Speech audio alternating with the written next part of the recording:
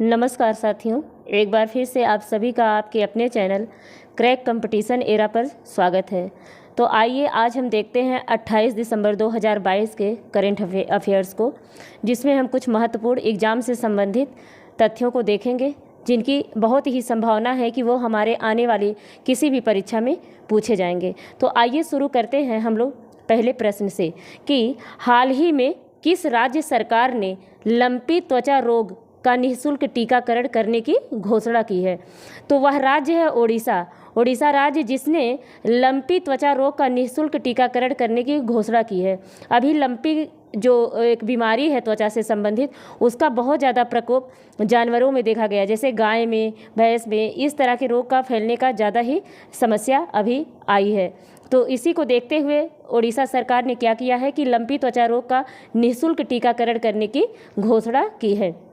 दोस्तों, इसी के साथ हम लोग ओडिशा से संबंधित कुछ महत्वपूर्ण समसामयिक देखेंगे, जिसमें है ओडिशा सरकार ने राज्य को 2023 तक, यानी ओडिशा सरकार ने ओडिशा राज्य को 2023 तक स्लम मुक्त बनाने की घोषणा की है। कब तक? 2023 तक स्लम मुक्त बनाने की घोषणा की है। आगे देखेंगे, मुख्यमंत्री शिक्षा पुरस्कार योजना की शुरुआत की गई है। कहाँ पे? ओडिशा में मुख्यमंत्री शिक्षा पुरस्कार योजना की शुरुआत की गई है। ओडिशा ने ही, मतलब तीसरा फैक्ट है, ओडिशा ने 10 नवंबर को बाजरा दिवस के रूप में मनाए जाने की घोषणा की है। कब? 10 नवंबर को बाजरा दिवस के रूप में मनाया जाएगा। किस राज्य में? ओडिशा में। ओडिशा सरकार ने बच्चों के अनुकूल पुलिस थानों की घोषणा की है। क्या? बच्चों से संबंधित जो शिकायतें होती हैं उनसे संबंधित जो है उनके निवारण के लिए ओडिशा सरकार ने पुलिस थाने की घोषणा की है। आइए दोस्तों, अगला करंट अफेयर हम देखते हैं कि हाल ही में किस देश के राष्ट्रपति ने समलैंगिक विवाह LGBTQ कम्युनिटी को मतलब मान्यता दी है और ऐसे कानून पर हस्ताक्षर किए हैं। तो वह देश है अमेरिका। अमेरिका के राष्ट्रपति जो बिडेन ने समलैंगिक विवाह कानून पर हस्ताक्षर किए। इसने क्या हुआ है, अगला इस पे फैक्ट देख लेते हैं। अमेरिका ने भारत को करेंसी मॉनिटरिंग लिस्ट से हटा दिया है। तो प्रश्न पूछेगा कि अमेरिका ने अभी हाल ही में किस देश को करेंसी मॉनिटरिंग लिस्ट से हटाया है। तो ये अमेरिका ने भारत को करेंसी मॉनिटरिंग लिस्ट से हटा दिया है। अगला देखेंगे, अरुणा मिलर। कौन? अरुणा मिलर जो है मैरीलैंड राज्य है एक अमेरिका में, उसकी राज्यपाल बनी है अरुणा मिलर। अगला देखेंगे, अमेरिका और दक्षिण कोरिया के बीच एक सैन्य अभ्यास होता है जिसका नाम है विजिलेंस स्टॉर्म। कौन? अमेरिका और दक्षिण कोरिया के बीच विजिलेंस स्टॉर्म नामक एक सैन्य अभ्यास का आयोजन होता है। आगे देखेंगे, अमेरिका का हम्फील्ड जैक्सन अटलांटा। कौन? अमेरिका का जो हम्फील्ड जैक्सन अटलांटा है वह क्या है? एक अंतर्राष्ट्रीय हवाई अड्डा है। और यही हम्फील्ड जैक्सन अटलांटा जो है दुनिया का सबसे व्यस्त हवाई अड्डा बना। क्या? दुनिया का सबसे व्यस्त हवाई अड्डा बना। कहाँ का है ये हम्फील्ड जैक्सन अटलांटा? अमेरिका का है। आगे देखेंगे, हाल ही में किस प्रदेश की रक्त से कारपो खुबानी। क्या? हाल ही में किस प्रदेश की रक्त से कारपो खुबानी को GI टैग प्राप्त हुआ है। तो यह रक्त से कारपो खुबानी जो है यह एक लद्दाख का है जिसे GI टैग प्राप्त हुआ है। लद्दाख से संबंधित कुछ तथ्य देखेंगे। लद्दाख में ही सुभाष अभियान का शुभारंभ किया गया। लद्दाख में भी सुभाष अभियान का शुभारंभ किया गया। आइए दोस्तों, अलग देखते हैं दूसरा। अग्नि तत्व का पहला सेमिनार कहाँ पे आयोजित किया गया? तो अग्नि तत्व का जो पहला सेमिनार है वह जो है लेह में आयोजित किया गया। कहाँ पे? अग्नि तत्व का पहला सेमिनार लेह में आयोजित किया गया। 26वीं जो सिंधु दर्शन यात्रा है वह कहाँ से शुरू की गई? तो वह लेह से शुरू की गई। कहाँ से? लेह से शुरू की गई। आगे देखेंगे, भारत के पहले सामुदायिक संग्रहालय, जो भारत का पहला सामुदायिक संग्रहालय है उसका उद्घाटन कहाँ पे किया गया? तो ऐसे सामुदायिक संग्रहालय का उद्घाटन लेह, यानी लेह को लाख भी कहते हैं, सामुदायिक संग्रहालय का जो भारत का पहला है उसे लेह में उद्घाटित किया गया। आगे देखेंगे, भारत का पहला चलता फिरता जो सिनेमा घर है जिसे रोइंग सिनेमा हॉल बोलते हैं। रोइंग माने चलता फिरता। भारत का पहला चलता फिरता सिनेमा घर जो है जिसे रोइंग सिनेमा हॉल बोलते हैं, कहाँ पे स्थापित किया गया? तो वह जो है लेह में स्थापित किया गया। आइए साथियों, कुछ अलग देखेंगे। स्थितक गस्टर। क्या? स्थितक गस्टर फेस्टिवल है। यह एक फेस्टिवल का नाम है स्थितक गस्टर। यह फेस्टिवल कहाँ मनाया जाता है? तो यह फेस्टिवल जो है लाख यानी लेह में 2022 में मनाया गया। आगे आइए देखते हैं हम अगला प्रश्न कि हाल ही में किसने कोलकाता में पूर्वी क्षेत्रीय परिषद की बैठक की अध्यक्षता की? तो इस जो क्षेत्रीय परिषद होती है दोस्तों, इसकी जो बैठक की है अमित शाह ने की है। तो क्षेत्रीय परिषद क्या एक वैधानिक निकाय है यानी वैधानिक संरचना है कि यह एक संवैधानिक संरचना है? तो क्षेत्रीय परिषद जो है संवैधानिक संरचना नहीं, यानी इसका संविधान में जिक्र नहीं है, बल्कि यह संसद के एक कानून द्वारा बनाई गई है। तो इस जो संसद के कानून द्वारा बनाई गई है, इसलिए क्षेत्रीय परिषद की जो अध्यक्षता करता है वह गृह मंत्री करता है, यानी कि केंद्रीय गृह मंत्री। तो जो क्षेत्रीय परिषद पूर्वी क्षेत्रीय परिषद की बैठक हुई है कोलकाता में, तो उसकी जो अध्यक्षता है किसने की है? तो अमित शाह ने उसकी अध्यक्षता की है, क्योंकि अमित शाह जो है वर्तमान में गृह मंत्री हैं। आगे हम देखेंगे इसे से संबंधित तथ्य कि क्षेत्रीय परिषदें वैधानिक होती हैं कि संवैधानिक? तो क्षेत्रीय परिषदें जैसा कि मैंने पहले बता दिया वैधानिक संरचना है, ना कि संवैधानिक है। ये राज्य पुनर्गठन अधिनियम हुआ था, राज्य पुनर्गठन अधिनियम 1956। क्या यह मैंने कहा ना कि वैधानिक संरचना है, तो यह राज्य पुनर्गठन अधिनियम 1956 में पास हुआ संसद द्वारा। तो इसी के तहत 5 क्षेत्रीय परिषदों का स्थापना किया गया। क्या कौन सी है? एक उत्तरी क्षेत्रीय परिषद है, मध्य क्षेत्रीय परिषद है, पूर्वी क्षेत्रीय परिषद है, पश्चिमी क्षेत्रीय परिषद है और दक्षिण क्षेत्रीय परिषद है, जिसमें चारों दिशाओं के नाम की क्षेत्रीय परिषद है और एक जो है दिशाओं पे नहीं उल्लेखित है, तो वह जो है मध्य क्षेत्रीय परिषद है। तो उत्तर दक्षिण पूर्व पश्चिम ये चारों याद करके एक और याद कर लीजिएगा मध्य क्षेत्रीय परिषद। तो ये 5 क्षेत्रीय परिषदें हैं जिनका जो है जिनको राज्य पुनर्गठन अधिनियम 1956 के तहत इनकी संरचना की गई। आइए दोस्तों आगे देखते हैं। हाल ही में लोकसभा ने किस राज्य के हाटी समुदाय समुदाय को एसटी शेड्यूल ट्राइब, यानी कि हाल ही में लोकसभा ने किस राज्य के हाटी समुदाय को एसटी सूची में जोड़ने के लिए विधेयक को मंजूरी दी? तो साथियों यह जो हाटी समुदाय है यह जो है हिमाचल प्रदेश की है। कौन सा, कहाँ का? हिमाचल प्रदेश का यह हाटी समुदाय है। तो दोस्तों जो ये हाटी समुदाय है इसे एसटी सूची में जोड़ा गया। यह हाटी समुदाय कहाँ का है? तो हिमाचल प्रदेश से संबंधित यह हाटी समुदाय है जिसे कि शेड्यूल ट्राइब में जोड़ा गया है। अब हिमाचल प्रदेश से संबंधित कुछ तथ्य देखेंगे। पहला है कि हिमाचल प्रदेश में दुनिया का सबसे ऊंचा मतदान केंद्र बनाया गया। कहाँ पे? शीशंग में। हिमाचल प्रदेश के शीशंग में दुनिया का सबसे ऊंचा मतदान केंद्र बनाया गया। इसके अलावा हिमाचल प्रदेश राज्य ने ही हिमकैट योजना शुरू की है। हिमाचल प्रदेश सरकार ने हिमकैट योजना शुरू की है। हाल ही में किस एम्स का पूरा नाम होता है all India institute of medical sciences. तो हाल ही में किस एम्स को तंबाकू मुक्त क्षेत्र घोषित किया गया है? तो आंसर है एम्स दिल्ली को। और आगे देखेंगे दूसरा करंट कि हाल ही में आईटीएफ ने ईगा स्विटेक और राफेल नडाल दोनों को 2022 आईटीएफ वर्ल्ड चैंपियन से सम्मानित किया। किससे? 2022 के आईटीएफ वर्ल्ड चैंपियन से सम्मानित किया गया। किसे? ईगा स्विटेक और राफेल नडाल को। आइए आगे देखेंगे। हाल ही में किस भारतीय वैज्ञानिक को विन फ्यूचर स्पेशल प्राइज 2022 मिला?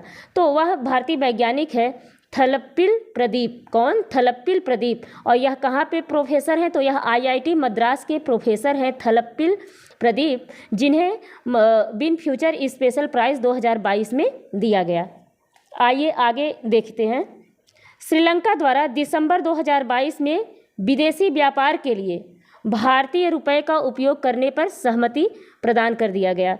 श्रीलंका द्वारा जो दिसंबर 2022 में विदेशी व्यापार में डॉलर का उपयोग होता था, तो अब क्या होगा कि भारतीय रुपये इंडियन रुपये में श्रीलंका ने जो है व्यापार करने की सहमति दे दी है। श्रीलंका के अलावा और कौन देश है जो भारतीय रुपये में व्यापार करते हैं? तो श्रीलंका के अलावा रूस, क्यूबा, लग्जमबर्ग और सूडान भी इस मसले पर सहमत हो गए हैं कि वह जो है भारतीय रुपये में जो है व्यापार करेंगे।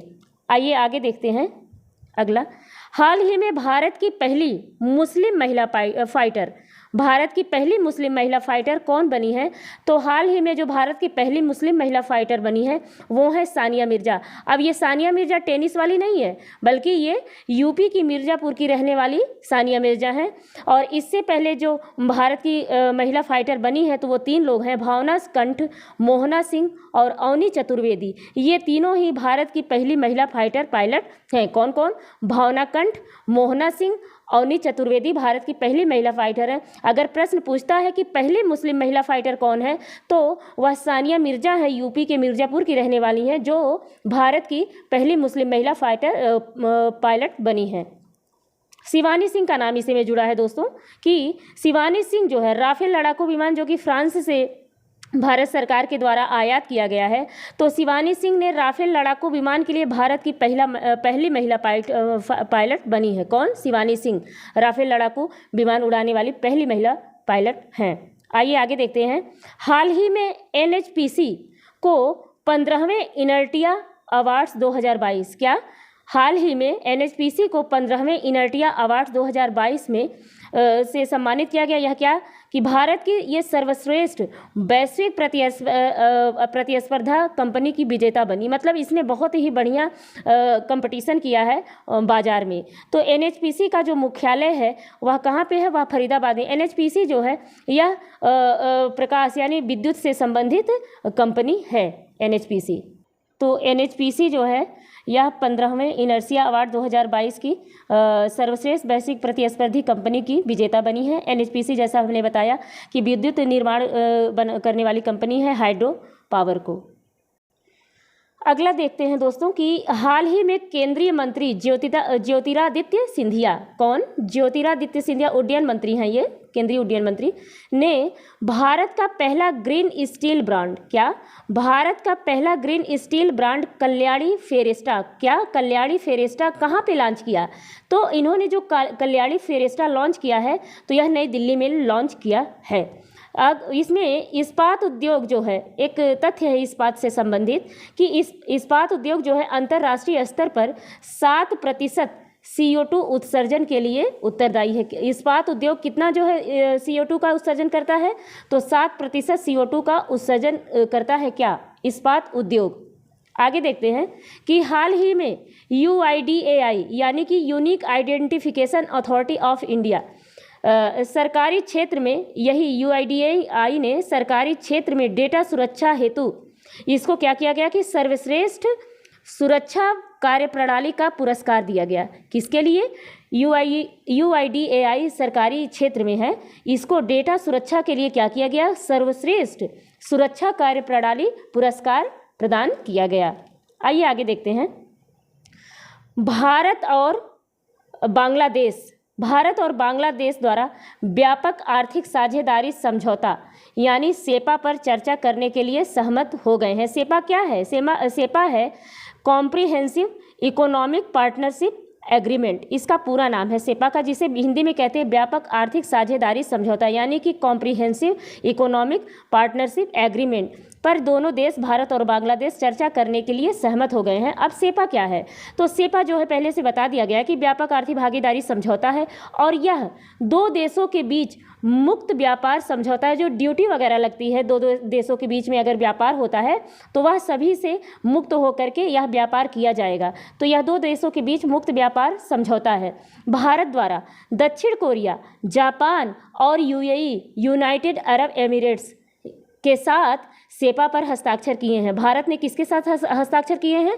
तो वह है दक्षिण कोरिया, जापान और UAE के साथ भारत ने सेपा पर हस्ताक्षर किए हैं। आइए दोस्तों अगला प्रश्न देखते हैं हम लोग।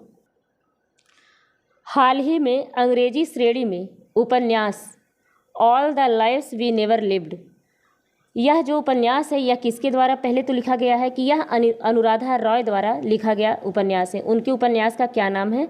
All the lives we never lived. इसी उपन्यास के लिए अंग्रेजी श्रेणी में साहित्य अकादमी पुरस्कार से इन्हें नवाजा गया है। क्या? साहित्य अकादमी पुरस्कार से नवाजा गया है। किस पुस्तक के लिए इनके जो अंग्रेजी श्रेणी में साहित्य का अकादमी पुरस्कार दिया गया है? तो वह है all the lives we never lived. यह किसकी उपन्यास है? तो अनुराधा रॉय का उपन्यास है यह। आगे देखेंगे 30वां एकलव्य पुरस्कार से किसे नवाजा गया? तो 30वां एकलव्य पुरस्कार जो है इससे स्वाति सिंह को सम्मानित किया गया। किसे? स्वाति सिंह को सम्मानित किया गया 30वें एकलव्य पुरस्कार के द्वारा। आगे देखेंगे कि ग्रामीण विकास में उत्कृष्ट योगदान के लिए, क्या? ग्रामीण विकास में उत्कृष्ट योगदान के लिए रोहिणी नैयर पुरस्कार, और यह रोहिणी नैयर पुरस्कार जिसे दिया गया है ग्रामीण विकास के उत्कृष्ट योगदान में, तो वह है सेंथ रिचम संगतम। कौन? सेंथ रिचम संगतम को ग्रामीण विकास में उत्कृष्ट योगदान के लिए रोहिणी नैयर पुरस्कार से सम्मानित किया गया। किसे? सेंथ रिचम संगतम को। आगे देखेंगे BBC sports personality of the year 2022। BBC sports personality of the year 2022 का जो पुरस्कार है वह किसे दिया गया है? तो वह जो है बेथ मीड को दिया गया है। BBC sports personality of the year 2022 का जो पुरस्कार है वह किसे दिया गया? तो वह बेथ मीड को दिया गया है।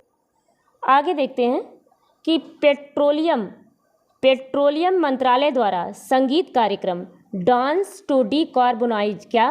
पेट्रोलियम मंत्रालय द्वारा पहली बात तो ये संगीत कार्यक्रम आयोजित किया गया। कौन सा? डांस टू डीकार्बोनाइज, ये आयोजित किया गया। लेकिन इसका आयोजन कहाँ पे किया गया? तो इसका आयोजन, डांस टू डीकार्बोनाइज का आयोजन नई दिल्ली में किया गया। कहाँ पे? नई दिल्ली में आयोजित किया गया। और यह डांस टू डीकार्बोनाइज का आयोजन किस मंत्रालय द्वारा करवाया गया? तो यह जो है पेट्रोलियम मंत्रालय द्वारा करवाया गया। आइए दोस्तों हम दूसरा देखते हैं कि 26वां राष्ट्रीय युवा सम्मेलन, जो 26वां राष्ट्रीय युवा सम्मेलन है उसका उद्घाटन कहाँ किया गया? तो राष्ट्रीय युवा सम्मेलन का 26वां जो उद्घाटन है वह कर्नाटक में किया गया। कहाँ किया गया? कर्नाटक में किया गया। इसका उद्घाटन किसने किया? तो इसका उद्घाटन प्रधानमंत्री नरेंद्र मोदी ने किया 26वां राष्ट्रीय युवा सम्मेलन का। आगे कर्नाटक से संबंधित हम कुछ मुख्य तथ्य देख लेते हैं। तो कर्नाटक की जो राजधानी है वह बेंगलुरु है, और कर्नाटक की जो स्थापना हुई थी 1 नवंबर 1956 को हुई थी। लोकसभा में कर्नाटक से संबंधित जितनी सीटें हैं तो वह 28 सीट हैं, यानी कर्नाटक में लोकसभा से संबंधित 28 सीटें हैं, और राज्यसभा से संबंधित जो कर्नाटक से सीटें हैं वह 12 हैं। कितनी हैं? 12 सीटें राज्यसभा की कर्नाटक से आती हैं। और विधानसभा की कितनी सीटें हैं कर्नाटक में? तो विधानसभा की जो सीटें हैं वह 225 है। कितनी? 225। एक बार फिर से कर्नाटक से संबंधित मुख्य तथ्यों को हम देख लेते हैं कि कर्नाटक की राजधानी बेंगलुरु है। स्थापना 1 नवंबर 1956 को हुआ। लोकसभा में कितनी सीटें हैं कर्नाटक से? तो 28 सीटें हैं लोकसभा में। राज्यसभा में कितनी सीटें हैं कर्नाटक से? तो राज्यसभा में 12 सीटें हैं कर्नाटक से। विधानसभा में कितनी सीटें हैं? तो विधानसभा में जो कर्नाटक से सीटें हैं वो 225 सीट है। आगे हम कर्नाटक से संबंधित कुछ तथ्य लोक नृत्य से देख लेते हैं। तो कर्नाटक से संबंधित जो लोक नृत्य है वह यक्षगान है। यक्षगान तो हर लगभग एग्जाम में पूछा जाने वाला प्रश्न है। तो कर्नाटक में यक्षगान है, लांबी है, कुनीता है और करगा है। ये सभी चारों नृत्य जो है कर्नाटक से संबंधित हैं। यक्षगान, लांबी, कुनीता और करगा। अगला देखते हैं कि United World Wrestling rising star of the year, क्या? United World Wrestling rising star of the year पुरस्कार के लिए किसे चुना गया? तो इस पुरस्कार के लिए अमित पंघाल को चुना गया। किसके लिए? अमित पंघाल को चुना गया। ये कुश्ती लड़ते हैं। United World Wrestling rising star of the पुरस्कार के लिए किसे चुना गया है? तो यह अमित पंघाल है, इन्हें इस पुरस्कार के लिए चुना गया। तो दोस्तों आज के 28 दिसंबर 2022 के करंट में इतना ही रहा। हम आप लोगों से एक प्रश्न पूछेंगे जो कि यह इस प्रकार है कि यक्षगान किस राज्य से संबंधित लोक नृत्य है। अगर यह आप लोगों ने इस वीडियो को सही से देखा होगा तो इसका आप लोग हमको जवाब कमेंट सेक्शन में दीजिएगा। दोस्तों एक बार फिर से आप लोगों से हम कल एक नए करंट अफेयर के साथ मिलेंगे। तब तक के लिए नमस्कार, अपना ख्याल रखिएगा।